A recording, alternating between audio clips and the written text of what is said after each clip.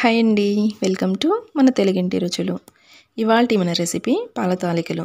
జనరల్‌గా పాల తాలికలు చేసేటప్పుడు పాలు విరిగిపోవటము, అలాగే తాలికలు కూడా మనకి పొడవుగా రాకుండా చిన్న చిన్న ముక్కలు ముక్కలుగా అయిపోతూ ఉంటాయి కదండీ! చాలామంది అలాంటి ప్రాబ్లమ్ ఫేస్ చేస్తూ ఉంటారు.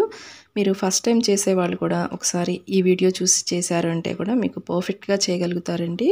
అయితే వీడియోనైతే ఎక్కడ స్కిప్ చేయకుండా చూడండి. చూస్తున్నారు కదండీ! పాల తాలికలు ఎంత బాగా వచ్చినాయో. చాలా టేస్టీగా కూడా ఉంటుంది. నేను చూపించే ఈ టిప్స్, ఈ కొలతలతో ట్రై చేయండి ఫ్రెండ్స్. ఇక లేట్ చేయకుండా ప్రాసెస్‌లోకి వెళ్ళిపోదాం. ఫస్ట్ దీనికోసం అయితే ఒక పావు కప్పు లావుపాటి సగ్గుబియ్యం తీసుకోండి. నీట్‌గా కడిగి తగినంత నీళ్లు వేసుకొని అరగంట నుంచి గంట పాటు అయితే నానబెట్టేసుకోవాలి. నెక్స్ట్ మనం బెల్లం కరిగించుకోవాలండి. బెల్లం కరిగించుకోవడానికి వీలుగా ఒక గిన్నె స్టవ్ మీద పెట్టుకోండి. అందులోకి ఒక గ్లాస్ నిండుగా బెల్లం తరుగు వేసుకోండి. మీరు అన్నిటికి కూడా ఒకే కొలత పెట్టేసుకోండి. నెక్స్ట్ అందులోకి అర గ్లాస్ వరకు నీళ్లు వేసుకోండి. ఇప్పుడు ఫ్లేమ్ని లో టు మీడియం ఫ్లేమ్లో పెట్టుకొని బెల్లం మొత్తాన్ని కూడా కరిగించుకోవాలి. దీనికి ఎలాంటి పాకాలు పట్టాల్సిన పని లేదండి. జస్ట్ ఆ బెల్లం కరిగిన తర్వాత ఒక 2-3 నిమిషాల పాటైనా బెల్లాన్ని ఈ విధంగా మరిగించుకోండి. ఇలాగ బాగా కొంచెం మనకి మరిగిన తర్వాత స్టవ్ ఆఫ్ చేసేయండి. పాకం రావకూడదండి, గుర్తుపెట్టుకోండి. జస్ట్ మనకి కరిగిన తర్వాత ఒక 2 మినిట్స్ అలా కొంచెం రోలింగ్ బాయిల్ అయినట్లుగా అవ్వనివ్వండి. ఇప్పుడు పక్కన పెట్టేసి కంప్లీట్గా చల్లార్చుకోవాలి బెల్లం నీళ్ళు అయితే. ఇప్పుడు స్టవ్ మీద నాన్ స్టిక్ కడాయి ఒకటి, లేదంటే అడుగు మందంగా ఉండేది ఏదైనా ఒకటి పెట్టేసుకోండి స్టవ్ మీద. అందులోకి ఒక 2 స్పూన్ల వరకు అయితే నెయ్యి వేసుకోండి. నెయ్యి వేడైన తర్వాత మీకు నచ్చిన డ్రై ఫ్రూట్స్ వేసుకోండి. నేనైతే బాదం పప్పు, జీడిపప్పు వేశాను. మీకు కావాలంటే పచ్చి కొబ్బరి లేదంటే ఎండు కొబ్బరిని కూడా చిన్న చిన్న ముక్కలుగా కట్ చేసి వాటిని కూడా వేసుకోవచ్చు. ఈ బాదం పప్పు, జీడిపప్పు దూరగా ఫ్రై అయిన తర్వాత కొన్ని కిస్మిస్లు కూడా వేశానండి. ఈ విధంగా దూరగా ఫ్రై అయిన ఈ డ్రై ఫ్రూట్స్ని ఒక బౌల్లోకి తీసుకొని పక్కన పెట్టేయండి. ఇప్పుడు అదే కడాయిలోకి మరొక గ్లాసు నీళ్లు వేసుకోండి. మీరు కొలత కోసం అయితే గ్లాస్ కానీ చిన్న గిన్నె కానీ ఏదో ఒకటి పెట్టేసుకోండి. ఇక్కడ నేను మీకు పక్కా కొలతలతో చేసి చూపిస్తున్నానండి. యాజ్ ఇట్ ఈజ్ అలాగే చేసేయండి, పర్ఫెక్ట్గా కుదురుతాయి తాలికలు అయితే. ఇప్పుడు ఇందులోకి ఒక్క చిటికెడు సాల్ట్ వేసుకోండి. తాలికలు మనకి చప్పగా లేకుండా ఉండటానికి 1 స్పూన్ వరకు బెల్లం తరుగు కూడా వేసుకుంటున్నాను. ఈ మొత్తం బాగా మనకి కరిగిన తర్వాత అయితే ఇప్పుడు ఇందులోకి పొడి బియ్యపిండి, వరిపిండి ఉంటుంది కదండి మనకి, ఆ వరిపిండిని వేసుకోండి. అదే గ్లాస్ తోటి ఒక 2 స్పూన్లు తక్కువ వరిపిండి తీసుకోండి.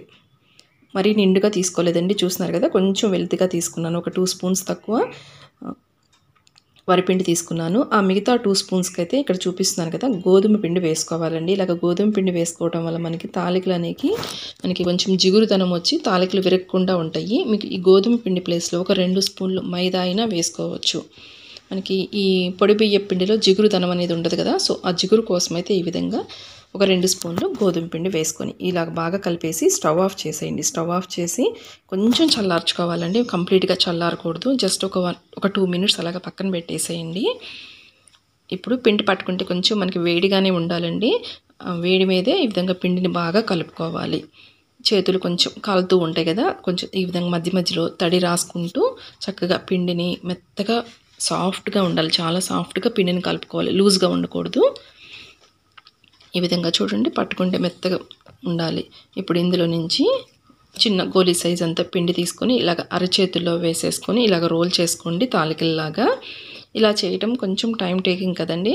జనరల్గా మనకి అందరికీ దగ్గర కూడా ఇలాగ జంతికల గొట్టం ఉంటుంది కదా, వీటిలో వేసేసుకొని చేసుకుంటే త్వరగా అయిపోతుంది. ఇలాగ 3 రంధ్రాలు ఉన్న ప్లేట్ కానీ లేదంటే ఒక్క రంధ్రం ఉన్న ప్లేట్ కానీ ఇలాగ జంతికల గొట్టంలో పెట్టేసుకొని ఈ గొట్టంకి సరిపడా పిండి పెట్టేసుకోండి. మీకు టైం ఉంటే ఇలాగ జంతికల గొట్టం లేదు అనుకోండి, అలాగ చేత్తోనే తాలికలు చేసేసుకొని రెడీగా పెట్టుకోండి. లేదు అంటే ఇలాగ జంతికల గొట్టంలో చేసుకుంటే ఫాస్ట్గా పని అయిపోతుంది. ఇప్పుడు స్టవ్ మీద నాన్ స్టిక్ది కానీ లేదంటే అడుగు మందంగా ఉండే కడాయి ఒకటి పెట్టుకోండి. అందులోకి 1.5 గ్లాస్ వరకు నీళ్లు వేసుకోండి. నీళ్ళు కొంచెం మనకి ఈ విధంగా వేడైన తర్వాత ఇప్పుడు ఇందులోకి నానబెట్టుకున్న సగ్గుబియ్యం ఉన్నాయి కదండి, ఆ సగ్గుబియ్యం మొత్తాన్ని కూడా వేసుకోండి. నీళ్లు లేకుండా వేసుకోండి. ఇప్పుడైతే నేను ఈ కడాయిలోకి 1.5 గ్లాసుల వాటర్ వేసానండి. మీరు కొలత కోసం అయితే చెప్పాను కదా, అన్నీ కరెక్ట్గా తీసుకోండి. ఈ సగ్గుబియ్యం కొంచెం మనకి సాఫ్ట్గా ఉడకాలండి. ఆల్రెడీ మనం నానబెట్టుకున్నాం కాబట్టి త్వరగానే ఉడికిపోతాయి, ఒక 4-5 నిమిషాల్లో. ఇప్పుడు ఇందులోకి కాచిన పాలు, అది కూడా చిక్కటి పాలు తీసుకోండి, మీకు కమ్మగా ఉంటుంది పాయసము. 3 గ్లాసుల వరకు అయితే పాలు వేసుకోవాలి. కావాలంటే మీకు కంప్లీట్గా పాలతో అయినా చేసుకోవచ్చు అండి. ఇక్కడ నేను మొత్తంగా 2 గ్లాసులు నీళ్లు 3 గ్లాసుల వరకు అయితే పాలు వేసాను. పాలు ఈ విధంగా బాగా మరిగించుకోవాలి. ఒక పొంగు వచ్చి వస్తుంది కదా, ఆ టైంలో ఫ్లేమ్ని సిమ్లో పెట్టేసుకొని ఇప్పుడు మనము జంతికల గొట్టంలో పిండి పెట్టుకున్నాం కదండి, పొడి బియ్య పిండి ఈ విధంగా వీడియోలో చూపిస్తున్న విధంగా ప్రెస్ చేసుకోండి. మరీ పొడవుగా లేకుండా ఈ విధంగా మధ్యలో కట్ చేసేయండి. మనం కలుపుకున్న పిండి మొత్తంలో కూడా మనకి కొంచెం నిమ్మకాయ సైజ్ అంత పిండిని పక్కన పెట్టేసి మిగతా పిండి ఎక్కువగా ఈ విధంగా తాలికల్లాగా ప్రెస్ చేసుకోవాలండి. కొంచెం పిండిని మాత్రమే పక్కన పెట్టేసుకోండి. కొంచెం నిమ్మకాయ సైజ్ అంత పిండిని అయితే కొంచెం పక్కన పెట్టేసి ఈ విధంగా తాలికలు ఉడికించుకోవాలండి. అస్సలు కదిలించొద్దు. మనకి తాలికలు ప్రెస్ చేసుకోగానే ఈలోపు మిగతా పిండి ఉంది కదండి, కొంచెం నిమ్మకాయ సైజ్ అంత పిండి పక్కన పెట్టుకున్నాం కదా, అందులోకి కొన్ని నీళ్లు వేసుకోండి. ఇలాగా ఇక్కడ కూడా ఆ గడ్డలు అనేది లేకుండా ఈ విధంగా వీడియోలో చూపిస్తున్న విధంగా బాగా కలుపుకోవాలి.